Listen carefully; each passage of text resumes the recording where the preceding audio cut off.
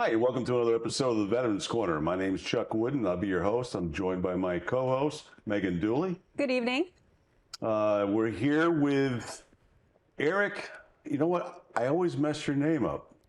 We've done this how many times? This is my second time being here. Well, you've been here more times than that, I think. And Have I? Yeah, Maybe. and I always mess it up. But it's Eric Schills. Schuschel. I wasn't even close. Schuschel.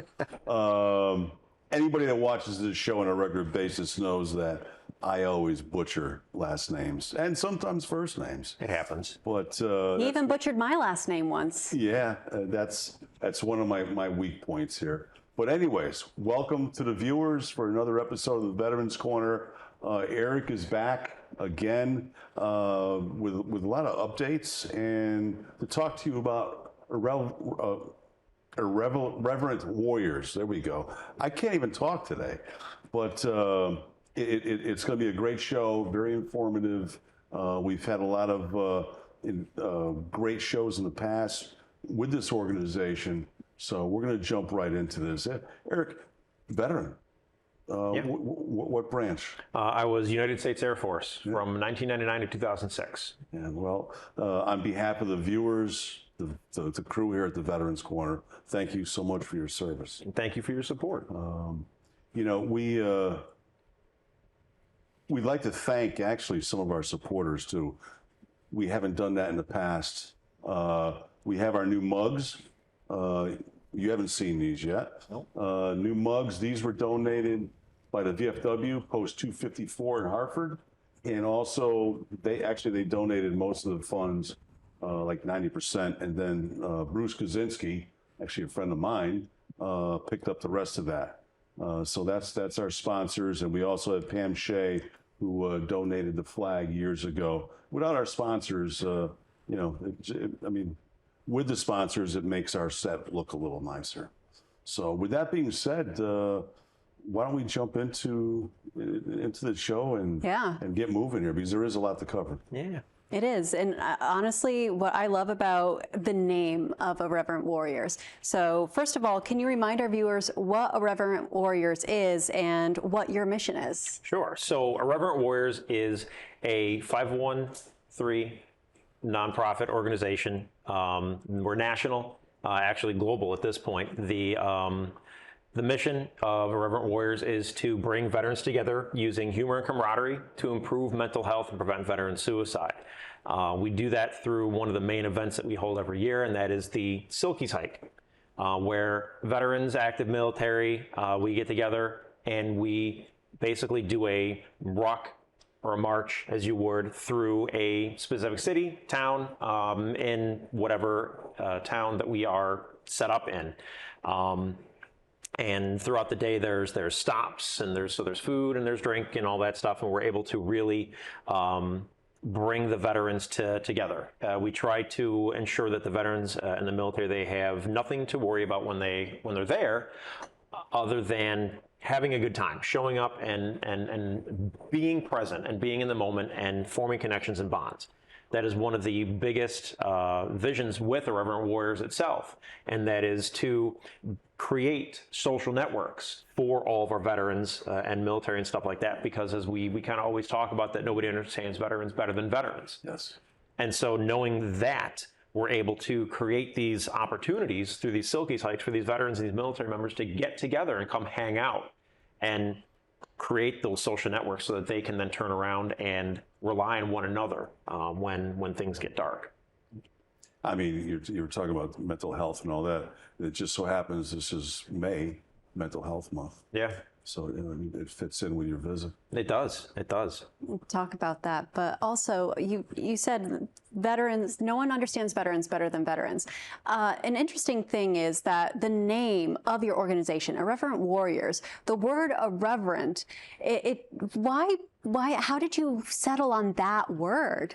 So the word, obviously, irreverent means the inability to take serious things serious. So oftentimes you'll see making jokes about things that you probably don't typically make jokes about. And that's kind of where the irreverence is, and that plays into the humor and the camaraderie part, is because with the veteran style humor, as a lot of other fields are very much aware of, it's very different. And so to capture that, the Irreverent Warriors name is very fitting for that. So yeah, and it sticks, and I totally feel that it is, it's absolutely the name for the organization. First responders, I mean, police, fire, Yeah. Paramedics, corrections. I can speak for that. You know, there's a sense of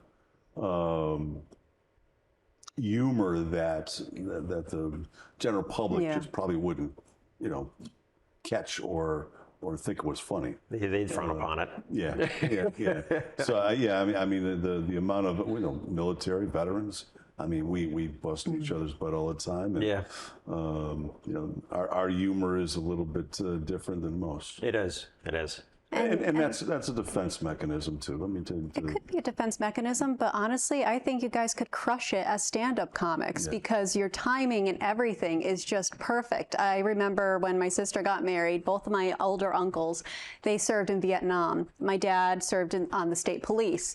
You put those three in a room together, and even though the nature of the jokes, something that, you know, is beyond me because I haven't experienced what they have experienced, it was still the way that they were telling, the candor and the laughter. Not only were they processing what they saw, but it was just, they loosened up, they lightened up, and they felt like, okay, you understand what I've been through because you've gone through my shoes. And the conversation there was just phenomenal because you learned so much as well. Yeah.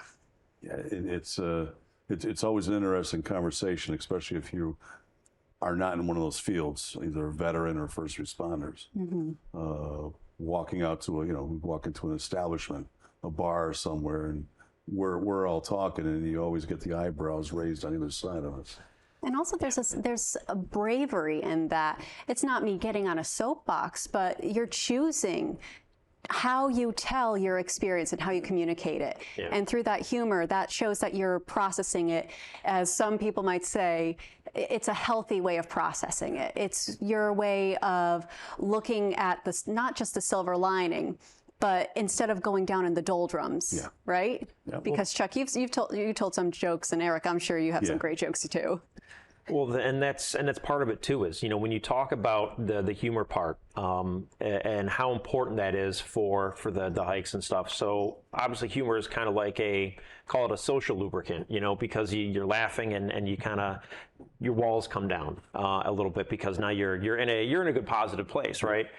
Well, humor also has an effect on you more mentally than just that surface level. It's, you know, if you think about it, and this is kind of blunt, but if you're happy, you're not going to join the 22 that we lose each and every day. If you're happy, you're in a positive mindset, and so that's why the humor and the camaraderie is so important, and that's why we emphasize that, you know, in the mission and stuff like that. So for those that aren't part of the camaraderie and part of that humor, and they're you know, those are the ones in that dark place. Yeah.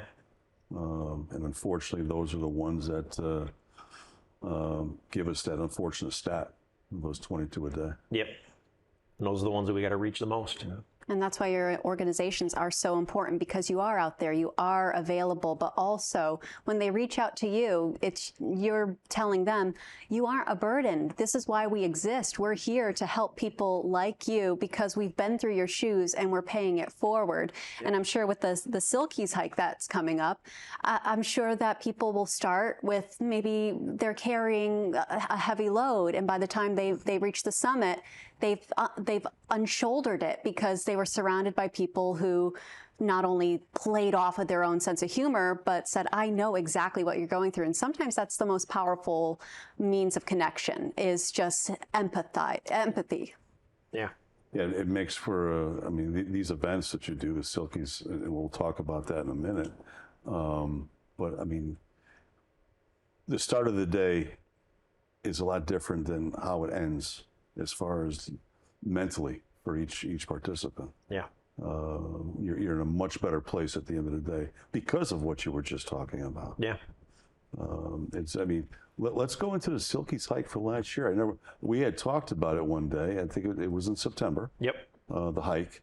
Can you tell the viewers how it went? Yeah, so it was September 17th last year, and it was the first year that I had been in charge of running it with my leadership team and stuff like that. And from all the feedback that we had received, it was knocked out of the park pretty well. I'm still getting compliments from people who are resurfacing and registering for the hike this year, that last year was the best hike they've been to. And these are people that have gone to and volunteered at hikes throughout the past few years. Yeah. And to hear that is it hits you right in your soul, because now you're striving to do better and do more, and how can we continue to make the hike more important and better and bigger each and every year, so that we can continue to have that kind of an impact with everybody, especially for those who might be coming out for the first time. We want everybody that comes out to either hike or to volunteer as a supporter to have a positive experience. Well, it's rewarding. It's rewarding for you and the rest of the folks in the organization. It's you know that you're touching them. Yeah. And that's what adds fuel to your passion to continue, and it makes it all worthwhile. Yeah. And with that fuel, it just makes each year better and better. Yeah, it does. You're giving them something to really look forward to, because you're ensuring that the next event is going to be better than the last. I'm curious, how long are these hikes? So it depends on the location. Ours typically is in between 7 and 8 miles, and it's through the city of Norwich. So we start at a location and we end over at Mohegan Sun, and so we kind of go through the city of Norwich, and we have a few stops along the way. So it's not like 7 or 8 miles straight through without stopping, because I'm pretty sure most of us wouldn't make it through, myself included. But having the opportunity to walk for about an hour, and then we stop somewhere and have a rest and kind of recover, get some water, get some food, some snacks and stuff like that, and then we carry on. So 7, 8 miles is usually the average, I would think. So, and it's, like I said, it makes for a long day, but it's very rewarding at the end of the day. It's a nice walk. It is. It's worth it. So I love the idea that you put in right by Mohegan Sun, so the day can continue for those who have made friends, and so if they so choose. But also, like, what other community engagements are you involved in? So one of the biggest things that we started to do starting last year after the hike was that we really wanted to emphasize more what I'm calling vet-togethers. And it's an opportunity for veterans and military to kind of just come hang out outside of the hike. One of the things that was told to me was the energy level after the hike is way up here. Yeah. Your energy level is here, and you want to maintain that all the time. You don't want them to say, all right, thanks for coming to the hike, we'll see you next year, and now you forget about them for an entire year. You want to continue to improve upon the relationships and the bonds that you've formed or that you've provided for other people to form with themselves. And so we had, let's see, what did we do? We did a tubing night at Powder Ridge in Middletown, Middlefield. Nice. Yeah. And so that was a lot of fun. We had a good dozen people come out for that, and that was fun. A couple of us even stripped down to our silkies and went down in the freezing cold in nothing but our silkies and winter boots and the helmets that we have to wear. But it's actually too bad we don't have pictures of that and to show the viewers, because that's usually quite a sight. It really is, especially when the line is you're waiting in line for about a half hour to get up to the top to come down, and you're standing there in the line in nothing but your silkies and a t-shirt and a helmet, and you kind of people were definitely raising eyebrows and looking at us. You got their attention. Definitely got their attention. And there were some conversations that came with that afterwards, which makes it worth it. There's the humor part, is being able to just kind of have fun with the people that you're around with. Well, it attracts the awareness. You're almost like a billboard out there. And people see you, and they're focused, and they're inquiring on who you are, right, and what you do, and it starts the conversation. Well, yeah, usually it's who are you, crazy man, in your short shorts in 0-degree weather, and what are you doing? And can I get my picture taken with you? Is usually how that devolves. Yeah. Other engagements that we've been involved in. So we had the privilege of setting up at the Hartford Wolfpack. They had their military appreciation game during their season, and we had an opportunity to set up a table out there, do some outreach, talk to a lot of people.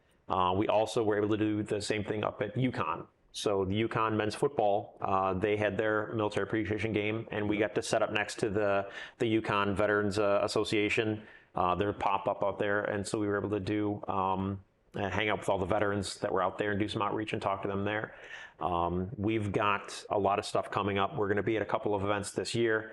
One actually this coming Saturday, we're going to be up at the Mansfield drive-in show. It's a car show, and then it turns into a drive-in, so we're going to be up there doing outreach. We're actually going to be at SailFest this year. Oh, nice. Yeah, we got our application. in London. Yeah, our application got accepted for that, and so we're going to be down there for that weekend for SailFest, which I think is huge. It's going to be a good opportunity for us to do, I guess, to do some more outreach. You have a lot of folks that come down for that. Yeah, exactly. Which is kind of why, when you look at trying to ensure that you're talking about the mission and you're spreading the mission and make sure that people know about who you are, you want to kind of get out to these types of events so that you have that opportunity to share that mission, and so more people are aware of who you guys are. So when they see the logo, when they see the signs and stuff like that, or they see the events being posted on social media, or they get the newsletter, that they are now all of a sudden immersed in it, and they know about it, and they can share about it, and they can talk with their friends, which then gets more people involved in our events.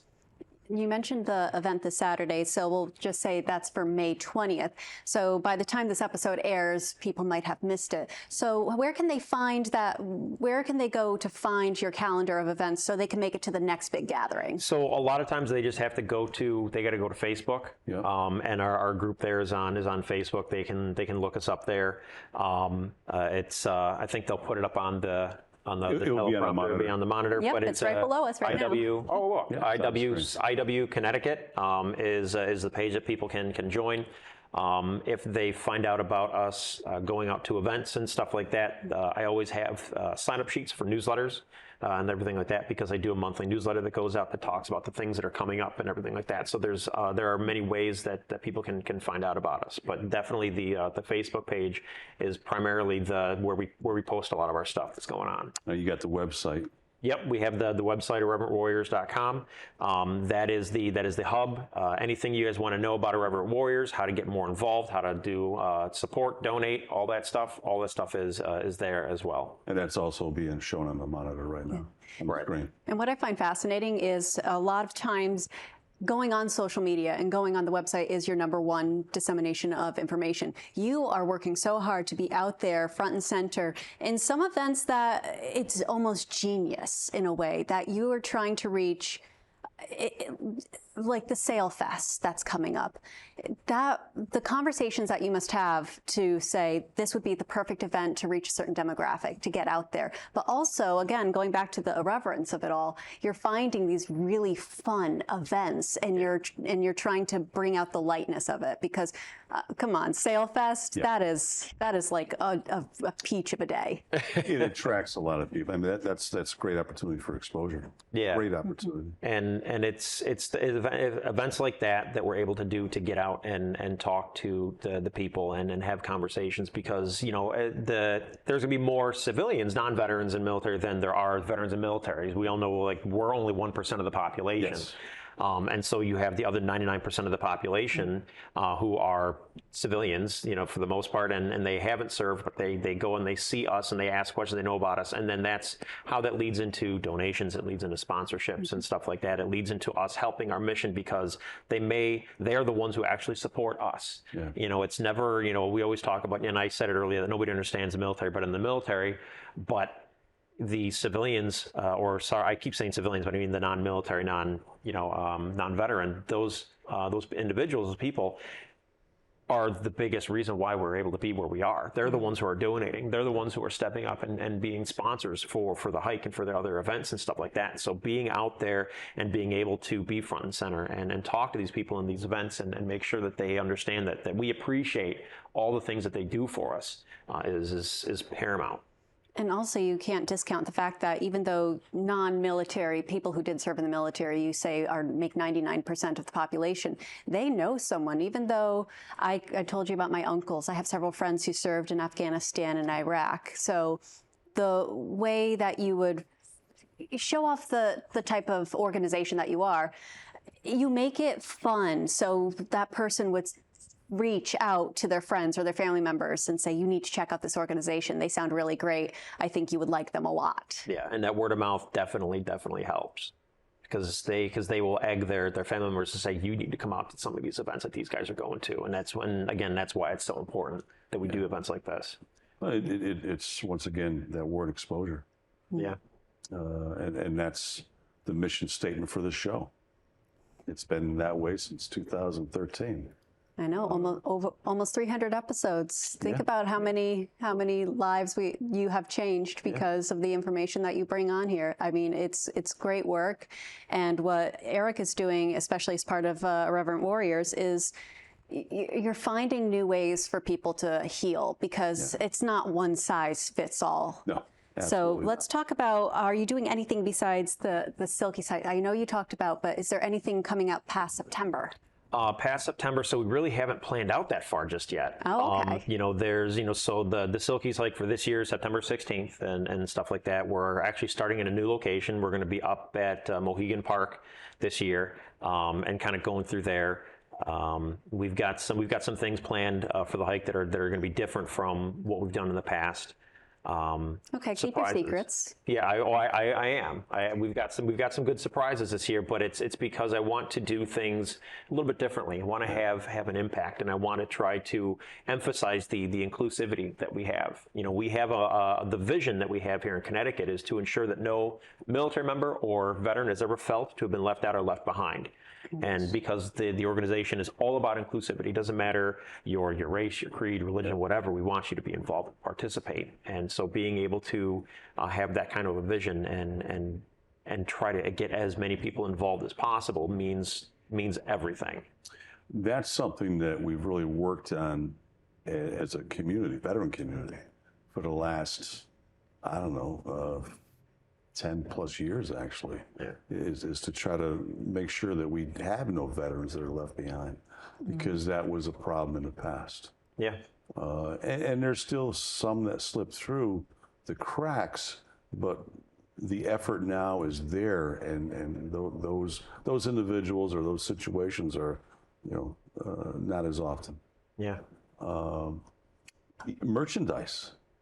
You've got a few things that you guys are. I do. So one of the cool things that that the leadership team had wanted to do was, because we're doing these outreach events, we're trying to really get out there and be in front of the community and get more support from not only our veterans and military brothers and sisters, but the non-military veterans and stuff like that, the people that support us. So one of the things that we have is we have these tumblers, the gigantic 30-ounce and the smaller 20-ounce for people, and we sell them at the outreach events that we go to when we're set up as vendors and whatnot, and so those are available. We actually have a new T-shirt that we have. It's a general. Because you can get two different types, so you can get shirts at the Silky's hike each and every year. You can register for the Silky's hike, and you can opt to get a custom shirt. But we also went out and got generic IW Connecticut shirts that have the logo on the front and the Connecticut logo on the back and stuff like that. And obviously, when our viewers or folks at SailFest and wherever you might be purchase these, it helps the organization. It does, because every dollar that we get from stuff like this goes right back to the hike and the other events that we try to do throughout the year. We were talking about the 1%, the 99%. VSOs, veteran service organizations, yourself, they can't survive without. It'd be harder to survive without the 99%. Yeah. So listen, we've this show flew by just like most of the others. We got about 35 seconds. 35 seconds, really? Yeah. So okay. With that being said, Eric, it was a pleasure having you back. It really was. Oh, it was a pleasure. It was great seeing you, my friend. It's look forward to having you back. It may be the fall. because I think we might be shutting down in the summertime. Sure. With that being said, anything, we got about just a second or two left. Well, do you have anything? Thank you for everybody for watching tonight. And if you want to support the Irreverent Warriors, again, what is the website? Website is www.irreverentwarriors.com. Okay, with that being said, we thanked our sponsors. We also want to thank a special group of people that if it wasn't for them, this show wouldn't happen. And that is our director in the room over there, our boss, the one that's in my ear. We salute you, Lizzie. Elizabeth Crawford. She's in the control room, our director. And tonight we have Brian Rodriguez with us on the cameras. We want to thank them. And Rich Constantino. He's in the control room also, part of Nutmeg TV. Thank you to them. Thank you to you, the viewers. Thanks for watching. Thanks for being here. Thanks for having me. Till the next time on the Veterans Corner. Good night. Good night.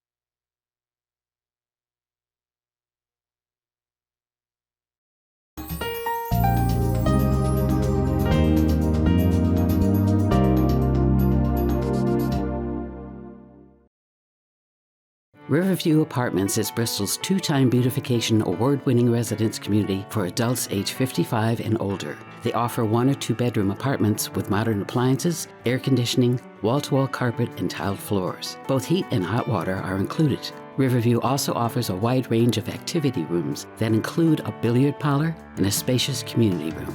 It is handicap accessible with safe, secure parking for tenants and ample off-street parking for visitors. 860-940-6757 or riverviewbristol.com.